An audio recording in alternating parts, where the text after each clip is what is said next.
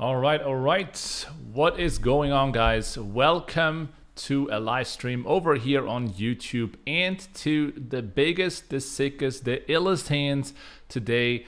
Not only with a live stream edition, but also with a low stakes edition, as you guys have been asking for.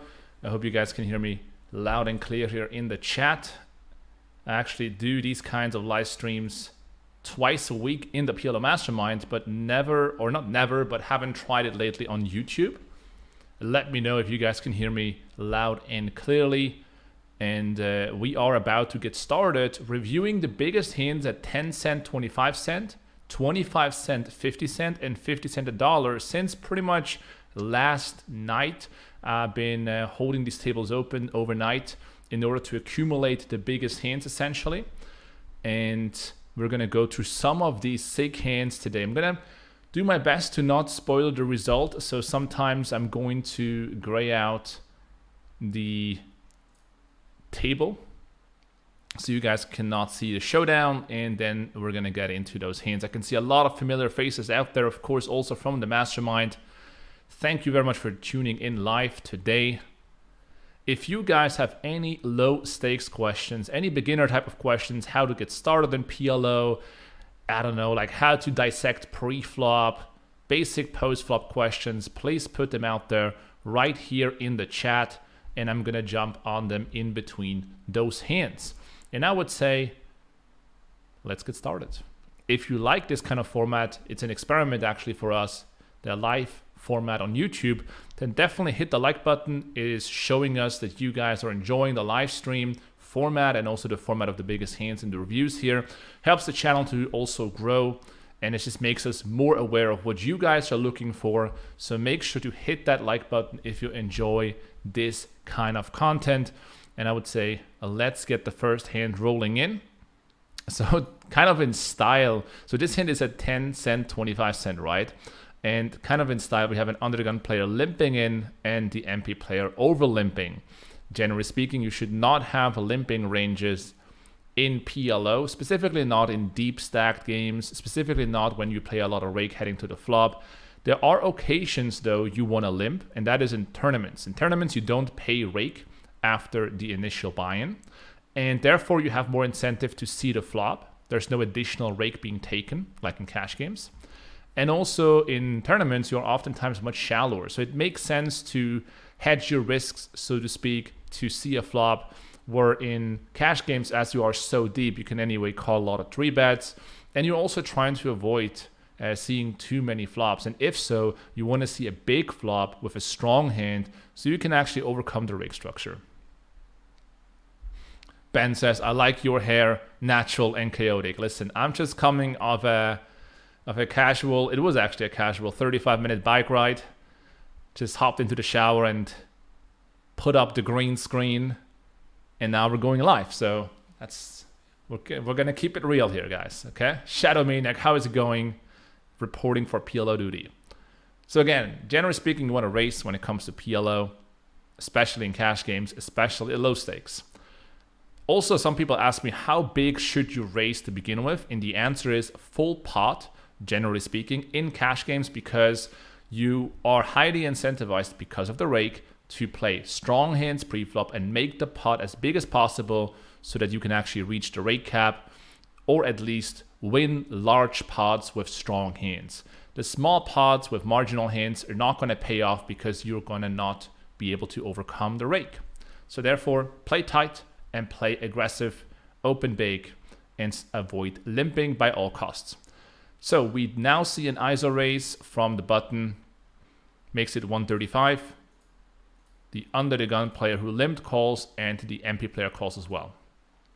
Flop is 10-6 deuce rainbow, a pretty dry board. On a board like 10-6 deuce, overpairs can be quite strong because they can have gut shots and backdoor flush draws. Hands like ace 7-8, ace 7-9, ace 4-5, ace 5-3. Even a hand like ace 10-9 is a pretty strong hand here because it is doing really well against pocket kings and pocket queens. So a lot of people ask me and also post in the YouTube questions, how do you play overpairs in general? And it really depends on the board. You know, sometimes the board is fairly dry, like here, and an overpair and a gutter and a backdoor flush draw is really strong. And sometimes the board is very coordinated and very wet, and also hits your opponent's preflop ranges very good. In this case, an overpair and a gutter is just no good. So let's say the board would be something like Jack 10-6 two-toned. So Jack 10-6 with 2 spades and 1 club, and you have something like Ace-Ace 7-9. You know, you have a gutter and you have an overpair. Like, that's not a good hand, obviously, on Jack 10-6. But on 10-6 deuce rainbow, very dry board again. The player on the button here should have some quite strong hands. He goes ahead and c-bets a 324. Notice they are all very deep, over 200 big blinds deep. Like, these guys are even over 300 big blinds deep. So this hand, I can already promise you, I haven't seen the hand, but it's going to be a big hand. That's what I know, is going to get out of line at some point. Gamble Josh check calls the flop. He can have a lot of straight draws, essentially, like a pair in a straight draw. You can have a 6 in a straight draw, a 10 in a straight draw, 10x, and like Jack 10-8-9. Turn is a queen. Could be good for either player. So Gamble Josh could have queen 10, but more likely high in Asylum from Sweden. I don't know what that means, but he probably has like more overpairs and spade draws. Hands like Ace-Ace King, Ace-Ace 7-8 with spades, King 5-4 with spades. Hands like double suited queens that hit a set. So overall, I would say the button here still doing fairly well. Bets 8 into 1088 and gets checked, bombed.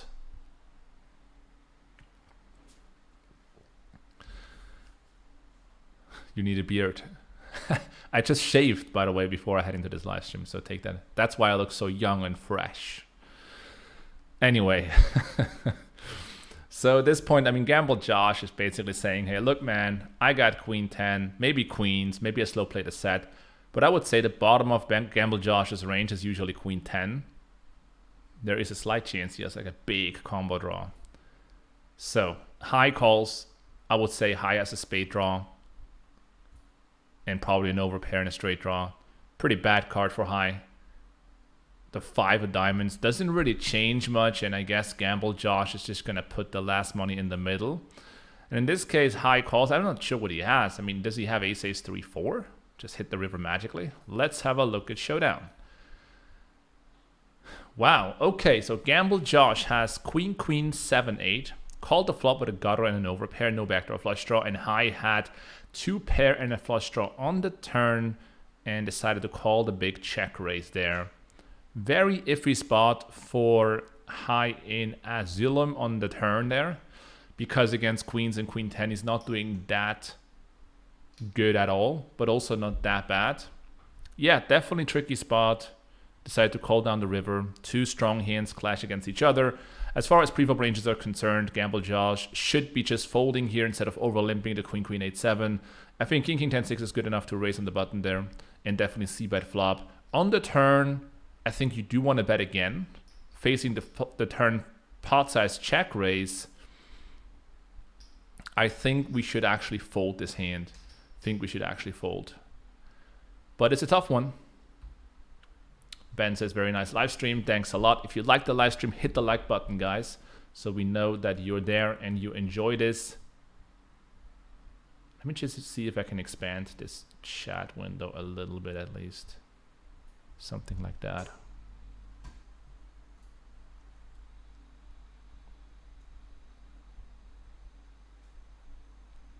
Here we go. Yeah, that looks good.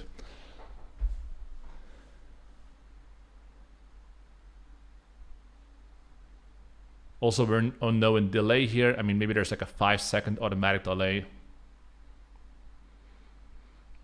This is a good topic. Difference between cash and tournaments of PLO. Well, there's definitely a big difference between cash and tournaments. In tournaments, you're often really shallow, and also you don't pay any rake. That has a really big impact. You know, you want to raise smaller, generally speaking. You can't even limp. High cards, high pairs are a lot more valuable in tournaments comparatively to cash games. And also a tournament has a history, right? It has different phases. There is a bubble phase.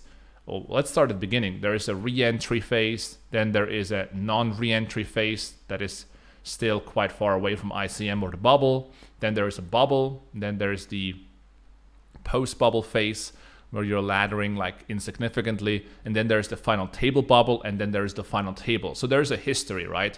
And essentially what that means is that at each stage, you know, there are certain things you want to do to take advantage of that stage in PLO. I did a full course basically on MTTs, a ton of reviews also of my MTTs. I won actually quite a few tournaments in PLO and in the PLO Mastermind, and talk about these different phases. But just to give you some hints here, in the re-entry phase, you can play fairly aggressive, and I generally like to pot size open raise if I have a plan of re-entering the tournament essentially. And the reason for that is because at the bubble, at the pre-bubble, and then after the bubble, so all these stages towards the final table and on the final table, the big stack in PLO has a massive advantage in the game, much more than in No Limit Hold'em. And the reason is because you can't open jam. So if, let's say you have 12 big blinds in No Limit Hold'em, you can open jam the button and you have a ton of fold equity because it's still 12 big blinds. So there's a pretty good chance you take down those blinds without risking your tournament life. Now in PLO, you can only open raise full pot and there are no antes. So you can only open raise 3.5x. And if you have 10 big blinds on the button you potted, you're going to get action fairly often by the big blind. So you have less fold equity. So being a short stack basically means that you're going to be put in a lot of really difficult situations where you have to play very tight.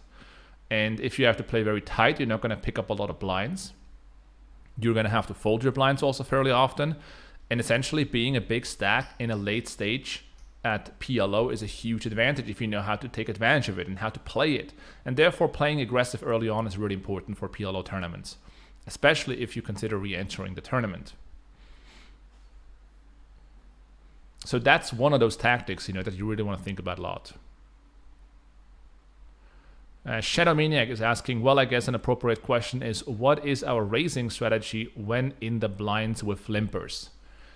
So one of the rules we have in the mastermind when it comes to limping is that when you face a limper, you generally want to raise the range that you would have raised from RFI, so on an unopened pot without the limper, if you are one seat behind. So let's say, for example, the under the gun player limps and you're in the cutoff. Should you ISO raise? If you open raise this hand from MP first in, it's probably going to be an ISO raise. So if you have an idea about RFI ranges, you're going to be able to execute on limping strategies as well.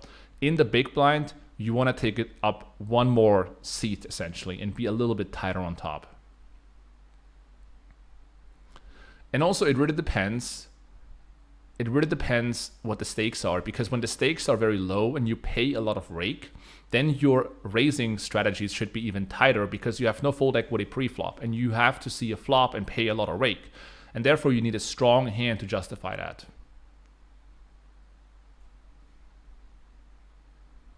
Kevin says, cool, nice to have a look at what's going on stakes a lot of players in the mastermind play at. Yeah, we're going to see some hands today that we usually don't see as much, at least. Let me just put in the anti-spoiler and open the next hand here.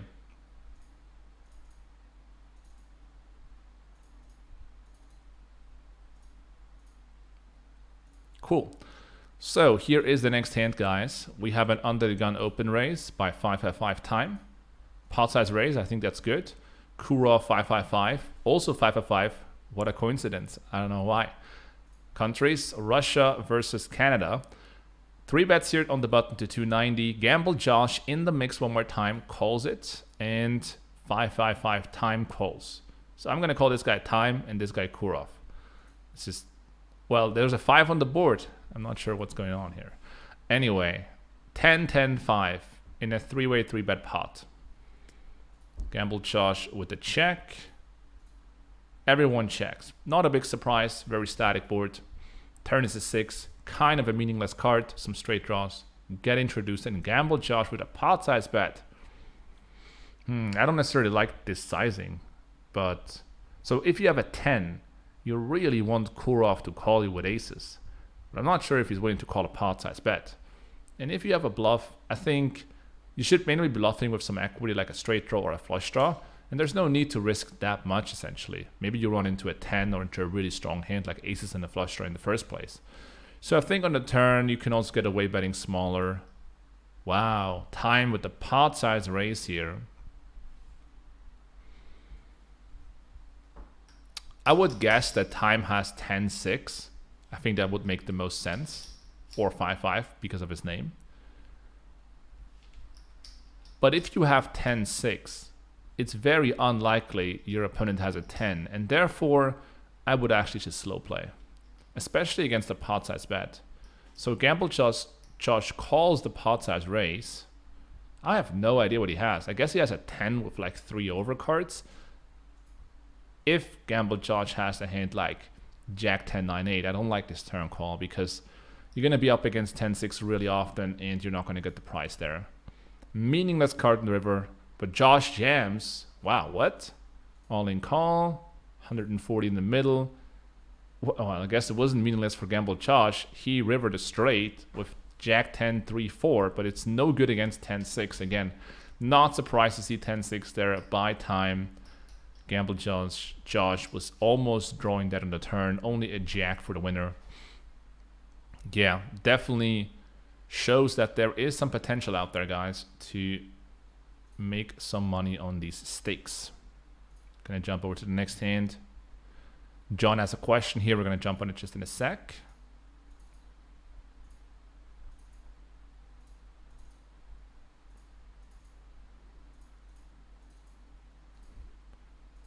I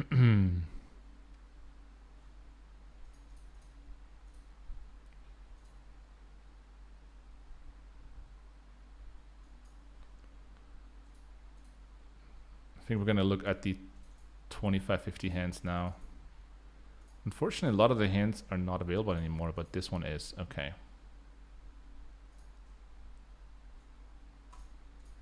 So here we go.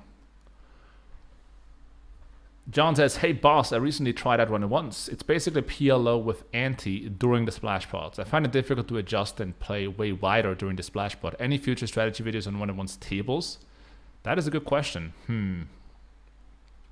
I mean, what I do know is that with antes in the game, and antes are usually smaller than the splash pots and 1-on-1s, you should be playing a lot more aggressive, a lot looser. I can easily imagine that you should have a limping range in many seats. That's pretty much a starting point. The reason you want to have a limping range is because you're incentivized to enter a lot of pots, A, and then B,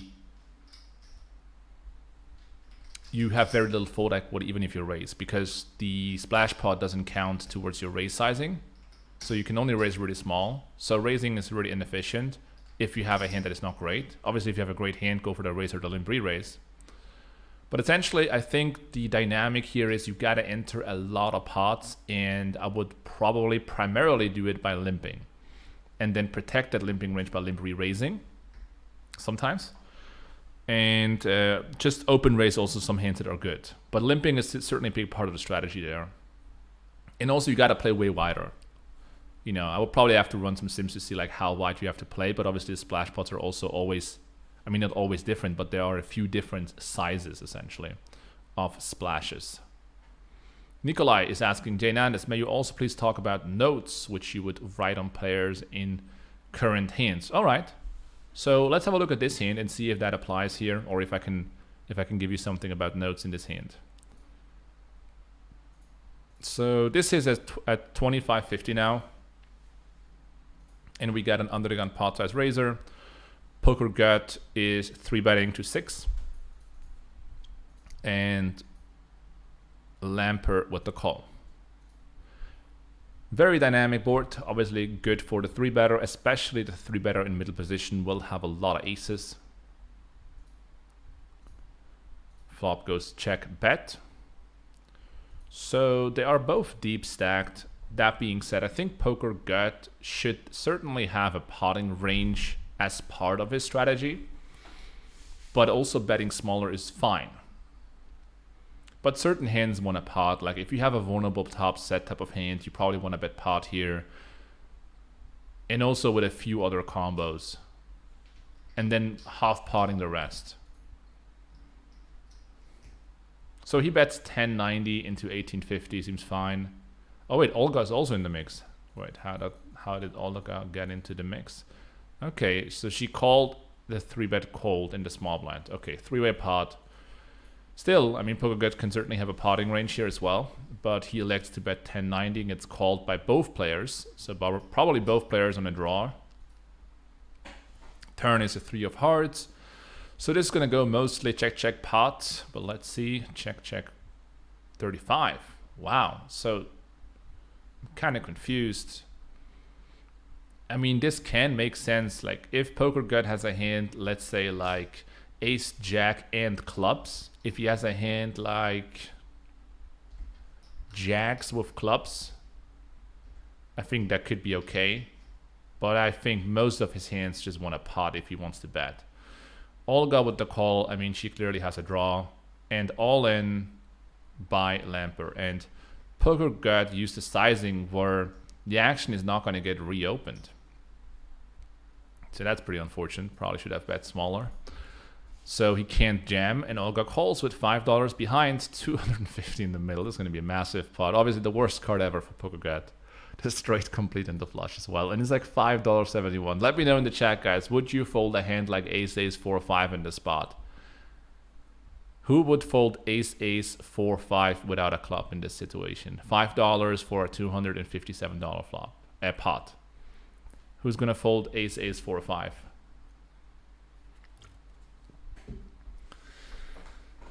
So painful. We all know these spots. Goodness, I mean, 500 big blind pot here. Would I fold ace, ace, 5, 4? It's still 10 big blinds. It's actually 11 big blinds. An 11 big blind bet saved. John says he would definitely call with ace, ace, 5, 4. How can you fold, man? No way. Okay, let's have a look. Ash says my client never came up with a fold button. He's gonna call. And what? Wait, what? Okay, what? So no one has a flush. Let's start off there. No one has a flush. Olga has a straight. So let's dissect this hand a little bit here. First of all, PokerGod 3-bet queen 10-9-8. So the note here would be is 3-betting, you know, a queen high single suited rundown in MP. And also he chose a rundown that has a gap at the top, right? Queen 10.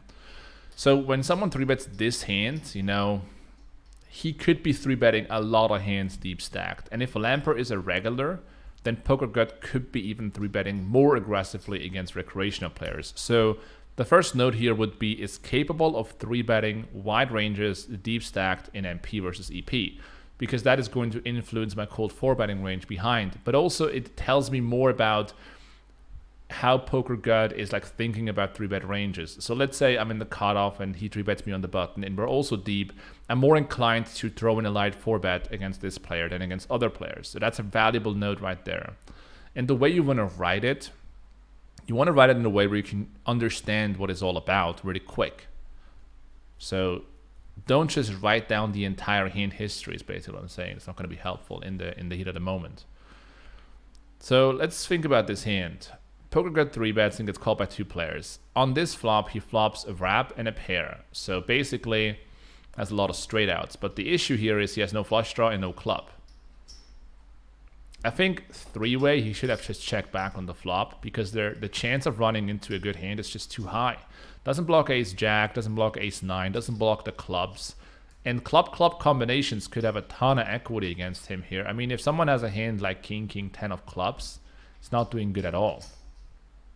And those combinations are frequently seen in under the gun open raising ranges or in the small blind cold calling range. So I would say PokerGod got a little bit out of line on the flop by betting here 3-way. He is in position, just take that free card. Then we have Olga. Pre-flop, it's not good, just fold. Anyway, on the flop, decides to peel a bet. I think that's completely fine. She has multiple options to win the hand. We got obviously the straight outs to the nuts, which are great. She can hit a king, a queen, a 10, and an 8. And that's a lot of outs. She can also hit a backdoor diamond draw and has a queen of clubs, so also she could turn her hand into a bluff in certain runouts. So I think on the flop, gotta call there, see some turns. Lamper has top 2 backdoor diamonds. Let me go back to the flop there. What should Lamper do on the flop? So let's have a look. Because Lamper started with 150 bigs, right? You know, that's really where those reads come into play. Because if Lamper knows Poker Gut is a wide 4-better, Lamper could shove the flop a lot more comfortable than now. I like his line though. I think he's doing fine calling and then check shoving. I'm not sure if he wants to check shove or if he wants to just pot the turn himself. Because I would imagine that if Poker Gut bet the flop light, he's not going to double barrel light, which I was obviously completely wrong about, but I don't see that very often. So I think Lamper can just pot the turn as well. Now, as far as the turn action is concerned, I mean, Olga calls another 35. She didn't improve to the backdoor flush draw. This looks really strong by Poker Gut, and Lamper is also in the pot. I think it is very reasonable to actually fold in Olga's spot, just because Poker Gut should have something like ace jack and clubs. You should have like a big draw, you know, like ace king queen jack with clubs or something like that. I mean, the river is kind of meaningless, but I think, yeah, Olga should fold turn. Lamper played it great. Poker Gut just got too much out of line on the flop in the turn and also pre-flop. That's the analysis, guys. We got some more questions here. I appreciate that, guys. If you're just tuning in, we're dissecting here some low stakes hands. If you guys have any questions, 2 steps. First of all, hit the like button. Hit that like button. Second, subscribe to the channel. Okay, that's a good combo already. And then ask the question. If you have no question, hit the like button and then subscribe to the channel. That's the formula to success here, okay? Anyway, Shadow Maniac has a question. He is asking, assuming that the field doesn't 3-bet or squeeze as much as they should, but cold calls very often, should our under the gun MP range be tighter, looser, or the same? Is it still okay to open ace jack 10-5 single suit, for example? So the way I see this field is that it's very diverse. Some players play extremely tight, some players play very loose and passive, some players play very aggressive.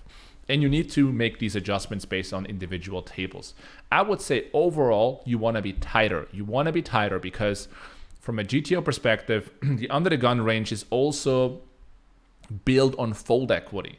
You know, fold equity is really important when you pay a lot of rake post-flop but not pre-flop. And that fold equity just is sometimes non-existent on in these crazy games, right? So overall, bottom line, you should be playing a little bit tighter early position and middle position. But don't be sad about it because it just allows you to also play more tables. So my approach would be to play more tables and play tighter if I'm grinding it up from the lower stakes because of the rake. JNandez, it seems like the future of live no-limit hold'em is heading towards tournaments. Do you think PLO will follow suit, or do you think live cash is still growing more?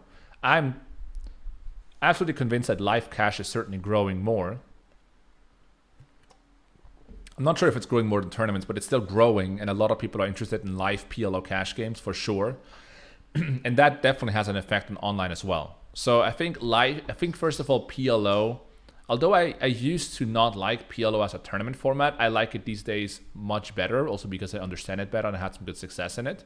But I think PLO is still the best in cash game. It's PLO cash game is still much better than no limit cash game from a fun factor, you know. You play big pots, no one is going to stare you down. It's not like tanking and all this stuff is not really happening. If you face a 3-bet, you snap call it and see a flop, you know. A lot of multi-way flops, it's a very social game essentially. So I think that from a cash game perspective, specifically live cash game, PLO is way more fun than no limit, and you can see it in the live stops all the time. So I think I agree with the trend of tournaments, and I think tournaments are also exciting.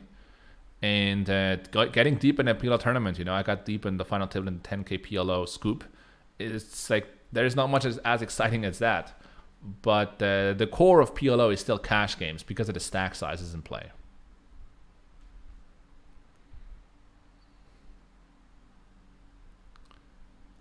Hey JNandez, from your sub. Nice content, bro. Thanks for your work. By the way, do you play W Cube today? I would love to play W Cube today. Unfortunately, can't play on PokerStars at the moment from Switzerland.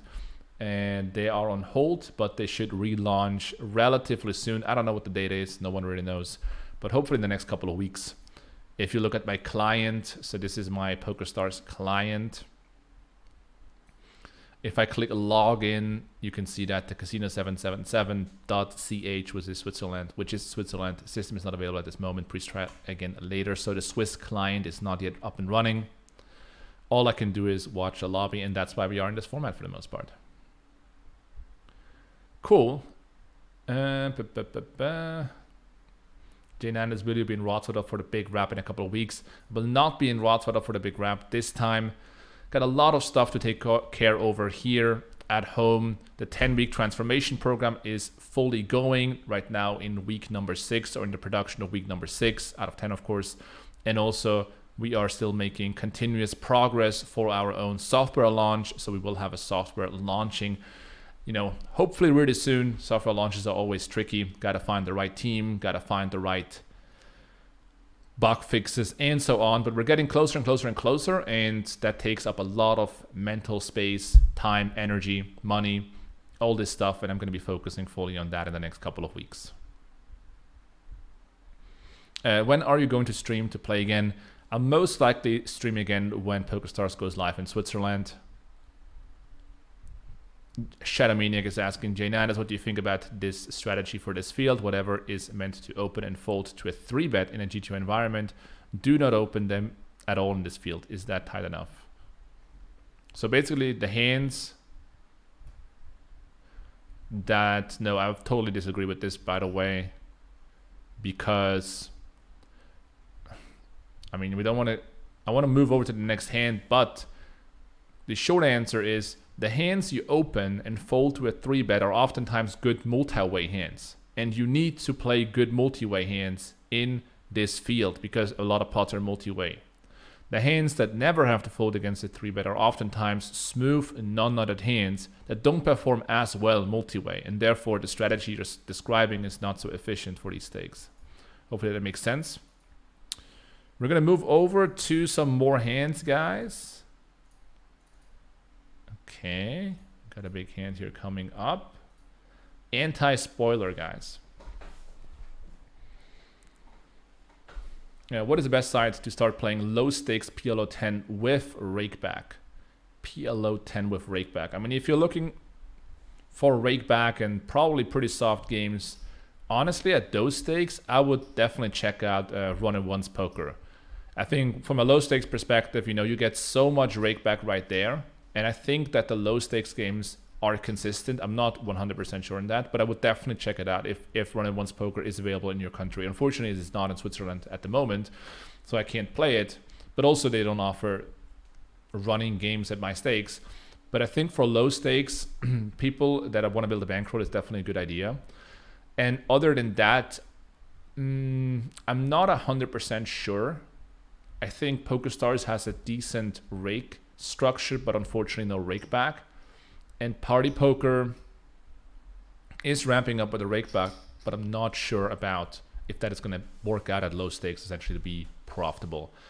But who am I to answer? We do have actually a guy in the mastermind called Tom Smates who's taking care of all the questions about poker sites. If you guys want to join our Discord for free, our Discord channel over here, in our Discord channel, we have 5,000 people who are interested in PLO, sharing hands, hand histories, and also poker sites, which site is the best, from which location, and so on. For example, 888, stars.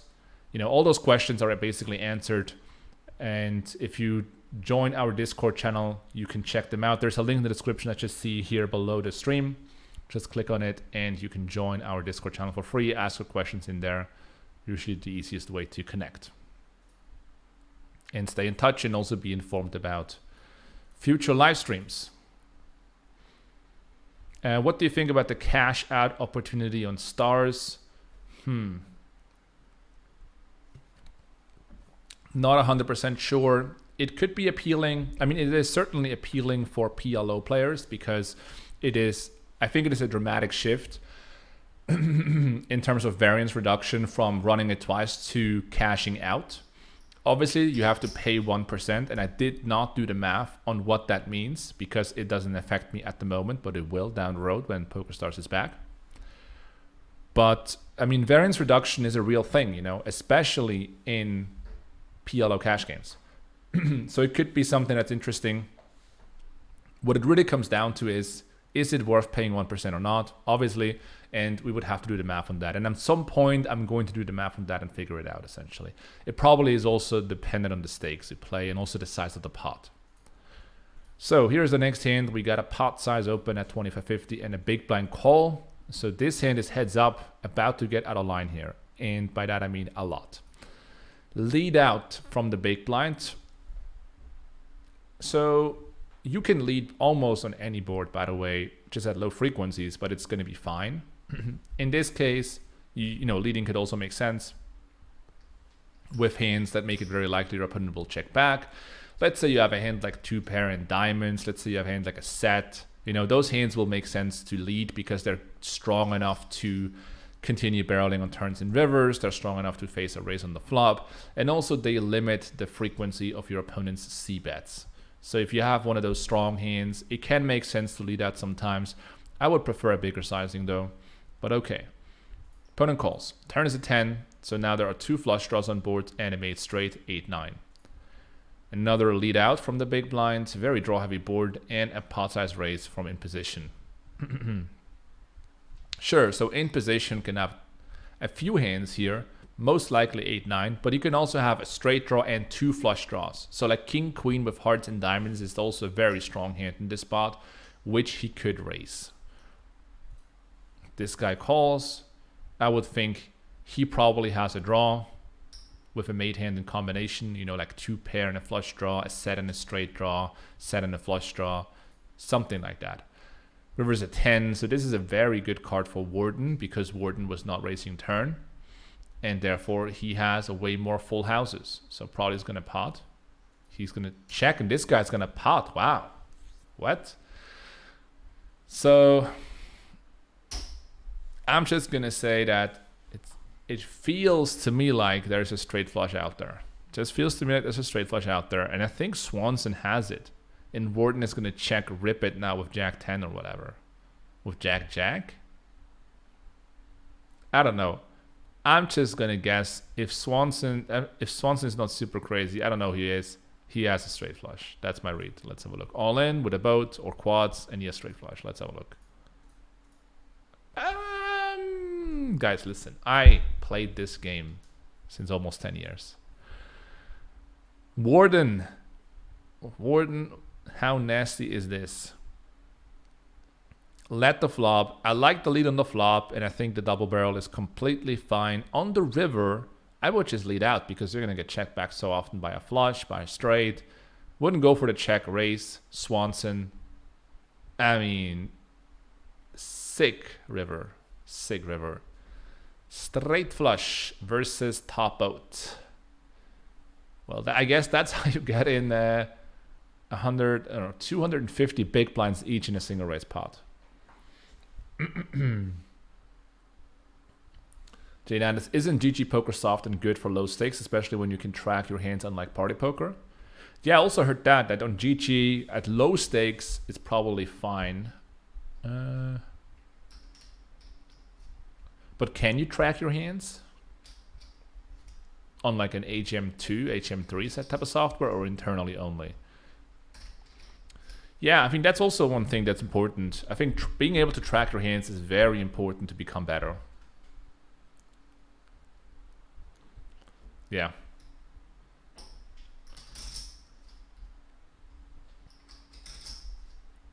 Taylor says, "What's up, player?"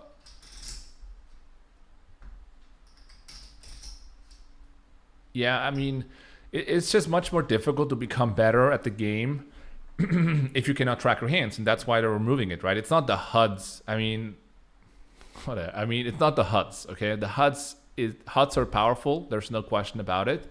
But it's not only the HUDs, you know? It's like if you're able to review your hands, if you're able to review your hands, you can make much faster progress, obviously, right? You can review your mistakes, you can share your hands with a coach or with a community, hashtag PLO Mastermind, and become better, you know? So if you are starting out anyway, trying to become better and so on, I would probably join a site you can store your hands at and review them.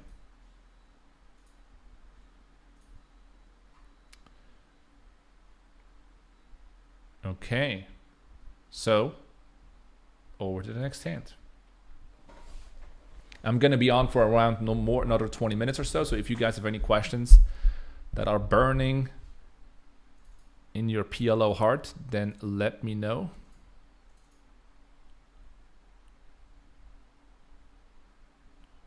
We're gonna jump into some 50-cent to dollar hands as well.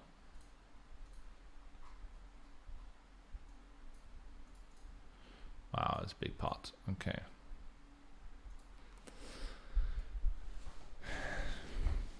Let's have a look. Pot size raise by News.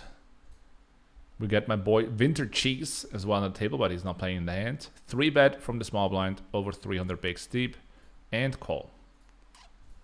So we can imagine that the small blind holding a really strong range here.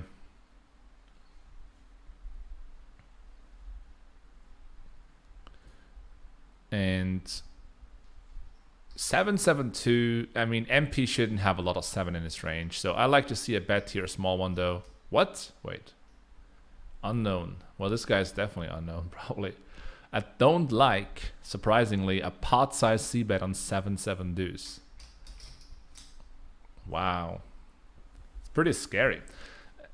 I mean, what's going on here? Okay, so let's, I mean, this is sick. Okay, let's have a look. News calls. Honestly, if News would have a 7 without an ace, so without the best kicker, I wouldn't even raise because he's over 300 big blinds deep. You don't want to get in 300 big blinds against a better kicker because you have very little equity against that hand actually. So at this point, I would think that News has a 7 with marginal kickers, or let's say a 7 without an ace. That's how I start off. Wow, he has quads. Okay. I mean, I don't know. This is going to be a crazy hand. Let's have a look.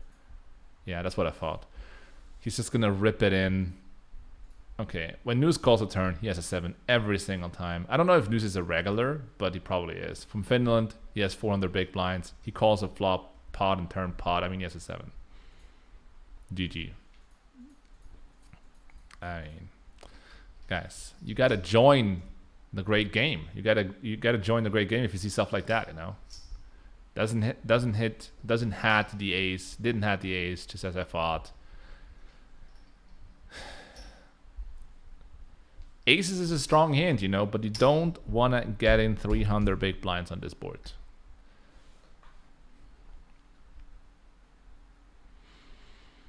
Renan says, for a beginner PLO player, is it better to start doing a CFP program or do something like the Mastermind course? So CFP means coaching for profit. I would definitely not do CFP in the beginning because it's so much more expensive than the Masterminds. I mean, think about think about it. If things work out, you know, the cost at the back end are so much higher if you are joining a CFP essentially. So I would be careful in the beginning stages. In the beginning stages, if you're on your own, like I would try to do something that is not risky, something that is not committing yourself very much, you know, and just basically be first of all on your own and upload. What I did is I uploaded $500 to PokerStars, you know, many years ago, actually to Full Dead Poker, but whatever, many years ago. And I just repetitively tried to like play the stakes that were appropriate for the money that I had, avoid bankroll loss, invested my money wisely with low commitments into coaching, into courses and all this stuff. I mean, I basically bought all the courses in PLO that are out there throughout the years. And most of the courses back then, you know, were $1,000, or the book of Tom Chambers was 2.5K. So that was a bigger type of commitment. But these days, again, obviously, you know, pushing JNandez Poker, of course, but at the same time, it only costs you $100 checking out the PLO Mastermind. We have a beginner course. It's called the 10-week transformation. I'm teaching you, it's all taught by myself, one-to-one, all the most important aspects about the strategy, how you use preflop charts, how you understand preflop strategy, all with examples, step by step, how to use Hold and Manager 3, how to think about bankroll management, mindset, preparation before sessions. Like all this stuff is basically covered step by step by step. Like you won't find something like that anywhere anyway, not even in a CFP. And again, the commitment is very low. You only have to put in $100 or $99 and you get to get started, you know, without having to sign a contract, without having to do anything that is going to commit you, potentially corner you in a situation you don't want to be in. So definitely consider that, guys. Golo says GG network does store your hands, but as far as I know, you can't sort them in a meaningful way like a tracker. Yeah, that's what I meant. Like you're not able to store them in your tracker. That's the issue there. Master Fitness says JNandez, when PokerStars is back, will you stream on Twitch again? Keep up the work. I learned so much with just your YouTube content and definitely join the mastermind when the NL50 shots work out better. Dude, just join today and make sure they work out better for sure. But I appreciate it. Thank you very much. Stanislav is asking, JNandez, I realized that on lower stakes, you should give them a lot of credit and can get away from second nuts often based on their sizing and lack of bluffs in their range based on the hand, of course. Absolutely, yeah. It's actually not that easy to bluff the appropriate frequency on turns and rivers in PLO unless you understand a ton about flop strategy. You know, on the flop, if you don't bet certain hands on the flop, it's difficult to then bluff on the turn because they're not in your range anymore, right? So that's what a lot of people lack knowledge about when it comes to multi-street strategy. Cool. Money went in. We're gonna head into a second hand.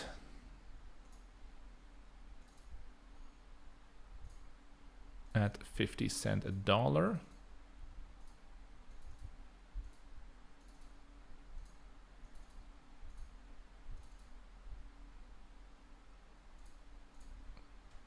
Okay, so this is going to be a three-way hand, essentially. Okay. We got an undergun open. DJG pots it and Rex calls. Lala Bunny with the call. And we're heading three-way to a flop. A7-5. So pretty dry board. The under the gun player is going to have some pocket aces in here. Some of them want to check. Some of them want to bet. It depends a little bit on how likely is it someone else will bet and how much protection do you need. So let's see what happens here. Bets relatively small, gets called by one player and potted by Lala Bunny for 100 bigs. Okay, pretty interesting. So I guess Lala Bunny has like two pair, ace-5, ace-7, something like that. He calls and he calls.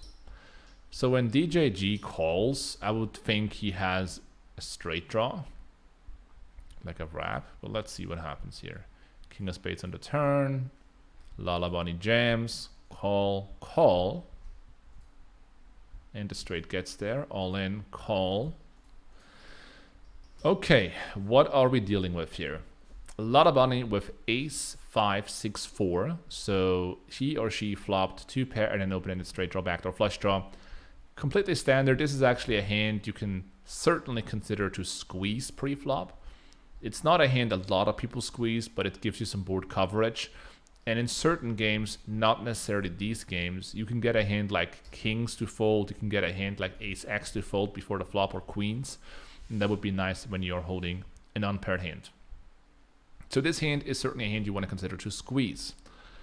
Then Rex shows up with jack-8. I mean, I'm talking about preflop right now. Jack-9, 8-6.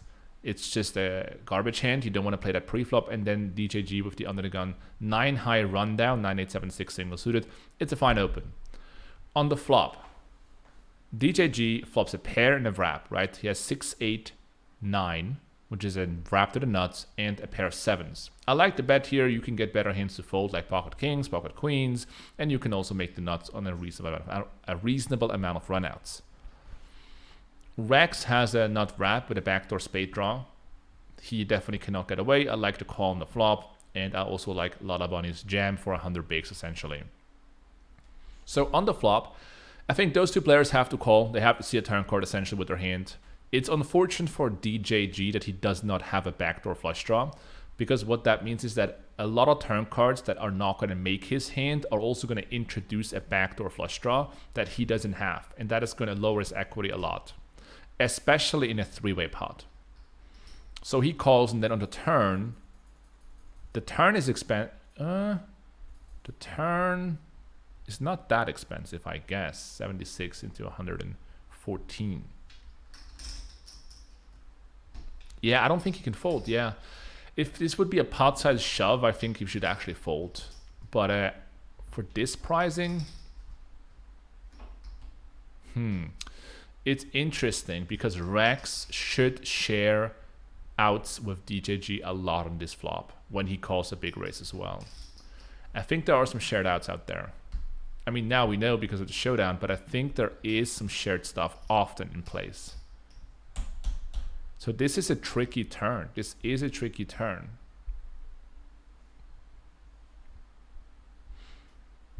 You know, in this case, actually, Rex has the flush draw, so DJG not looking good there. Yeah, it's a tricky one. It's a really tricky one. I haven't thought as much about the shared outs, but now as I'm thinking about it, and also the possibility of Rex jamming, I think we should actually fold. I think this guy should actually fold here. It's a pretty ugly spot though. Yeah. Yeah, that's a tricky one. We got a ton of questions here. One sec. Joey says, JNandez, I live in Australia where online poker is banned and only illegal apps are available. I was a winning 50-cent dollar player, but do you think the game is profitable enough to justify moving? Well, I mean, that depends so much more on that depends on so many more questions than just that question, you know? Like, what kind of living standard are you trying to achieve? Where are you trying to move? Are you trying to move to an expensive country or to a cheap country where your living costs are going to be relatively low? What are your alternatives? You know, what would you do otherwise? How much do you enjoy playing poker? What sample do you have when you say you were beating 50 cents a dollar? And also, what are your aspirations in terms of improving? Look, you can definitely, not you, but because I don't know you, but a lot of people can certainly, with hard work, move up in stakes and play profitable mid-stakes PLO for quite a while still, for sure. But I don't know if that is your best choice, you know, because there are so many more variables in play here. So we would have to get deeper into the mids here. And I would just invite you to look at your life from a broader perspective and say, okay, what are my options? What else, you know, could I do, want to do? What am I passionate about?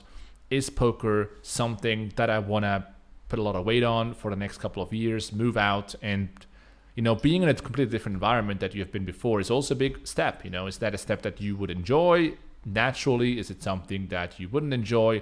Do you know someone in a country that you would move to and have a buddy there that can help you to get situated easier, or would you just go out there in the blue? You know, those are all very important questions that I would consider. But if you say, poker is my thing, I want to make this work and make a professional career out of it, it's absolutely still possible. You know, of course you have to put in the work, you know, you have to put in the sweat as in any profession. And when you say I was a winning 50 cent a dollar player, you know, I mean, I wouldn't identify as that. I would just say, like, look, I am willing to work hard. Have you been willing to work hard historically? Have you signed up to programs, got some coaching? Did you put in a lot of hours away from the table? Did you improve your game? And did you grind hard? You know, the combination of it is really what makes you the right person for this job, essentially. And that's what you have to come clear on.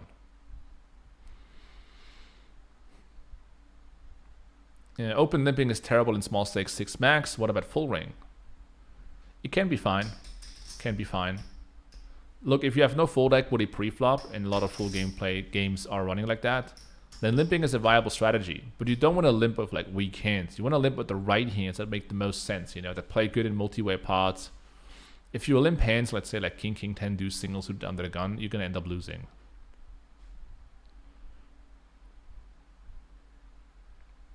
I'm about to take PLO seriously, need a side hustle. I'm about to take PLO seriously. What is the sound in the background? It's my fan.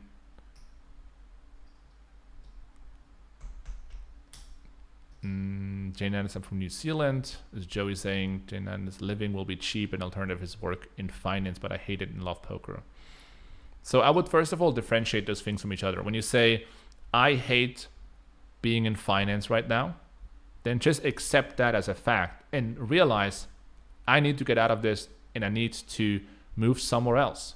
And I wouldn't necessarily go into poker because you're moving away from something. I'm not saying you're doing that because you also say I love poker. But I think the best mindset to have about poker is if you love to consistently improve yourself, you know, within the frame of poker, then you are the right fit. Which means, are you enjoying the strategical aspects of the game? Do you enjoy the fact that you can autonomously become better and better at this game? That's what I love so much about it. You know, when you talk about freedom, a lot of people, when they associate freedom and poker playing or being a poker player and having freedom, then they think, well, the freedom is coming from being able to travel and like work whenever you want and, I don't know, play all these exciting tournaments or whatever. But the real freedom is that you can actually choose yourself how much you want to put in, and you can identify and learn more about how you become better at this game. You know, what is your approach? How do you improve steadily? And you basically build your foundation yourself. That's really the freedom behind it. And if you enjoy doing that, if you're an autonomous person that actually doesn't need motivation from outside, but just can go after it yourself, then it could be a good fit. Joey says, fantastic answer though. Thank you, JNandez. I appreciate it. JNandez, what do you think is the sexiest thing about PLO? I think the best, not the best thing, but the sexiest thing about PLO is that you can be the weaker player and still build up massive stacks, which is attracting weaker players way better than No Limit Hold'em. Okay, guys, pretty much wrapping it up. If you enjoyed today's stream, definitely hit the like button. I would appreciate it, so I know that you guys enjoy this. If you guys want to learn more about Pot Limit Omaha, become better, hop on a path, a structured path that teaches you how to improve in all aspects are important to make PLO your thing, to make poker your thing, then check out the PLO Mastermind, JNandezPoker.com. In the PLO Mastermind, we have a lot of courses, over 400 videos, dependent on what stakes you're playing, what your background is, how much you already know about the game. And we just launched a new course within the Mastermind. You have access to this course as a member of the Mastermind. In fact, you have access to all the courses as a member of the Mastermind. And that course is called the 10-week PLO Transformation. As you can see, we are in week 5 right now. I'm working on week 6, which will be released next week. And so far we have 44 lessons. And these lessons are oftentimes 15 minutes, 13 minutes, 11 minutes. This is the sort of starting video, which is an hour long, but it's mainly mindset stuff. But in here, we basically have short videos that talk about, you know, GTO is king in 15 minutes, heads up display in 8 minutes, color coding system, bankroll management, stack off charts, study to play ratio, race first in training. I believe basically that most training videos should be shorter. They should be between 10 and 20, maybe 30 minutes, depending on the content. The more theory, the shorter it is, basically. And if you want to learn all these things, cold calling, big blind defense, time management, what else do we have here? Flop, c-bet, in position, out of position, turn, river strategy, and so on, then definitely check out the PLO Mastermind. We also got some guest coaches in here at the moment. Mr. Scholler Alt is in here. And he is basically doing 2 courses. One of them is called Crushing PLO 500, and those are basically 45-minute long videos where he plays PLO 500, explains his thought process. And the second course that he's focusing on at the moment is called Session Reviews. And in this course, he basically goes through his hands and talks about his decision making. Obviously, Schuller has been a very long time mid-stakes, high-stakes player, and it's nice to see thought process from a different perspective. Yesterday, we actually did a live stream where we reviewed member hands, and it was Schuller and me in collabo, going back and forth on hands essentially. And we do live streams, or I do a live stream twice a week for an hour, where I basically answer all the members' hands. So they are basically putting their hands into a Discord channel. I look at them in a software called PokerJuice and review the hands of our members every single week, twice. If you're interested in joining that community, a lot of people already did, are very happy with it, then check it out at JNandezPoker.com. There's a link below in the description, or you can just head over to JNandezPoker.com and sign up. And I would say with that being said, we're going to wrap it up here. Last question, what's the update on the software, by the way? Software getting closer to release. Things are going really good at the moment, and more about that pretty soon. All right, guys, take care. JNandez over and out. We see each other out there. Take care.